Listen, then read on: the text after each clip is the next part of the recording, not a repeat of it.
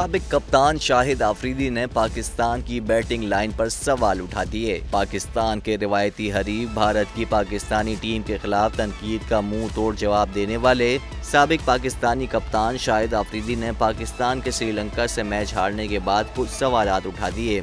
Social media पर जारी अपने बयान में शाहिद खान अफरीदी ने पाकिस्तान बैटिंग लाइन से मुतालिक राय मांगते हुए कहा कि बैटिंग ऑर्डर में इससे बेहतर चॉइसेस कर सकते थे। मेरी राय में कंडीशंस के लिहाज से ये बेहतरीन बैटिंग ऑर्डर नहीं था। वाज़ेह रहे कि एशिया कप के सुपर 4 मरहले में दिफाई चैंपियन श्रीलंका के हाथों शिकस्त खाने के बाद पाकिस्तानी टीम फाइनल से बाहर हो गई है। अब एशिया कप का फाइनल 17 सितम्बर को भारत और श्रीलंका के दरमियान खेला जाएगा।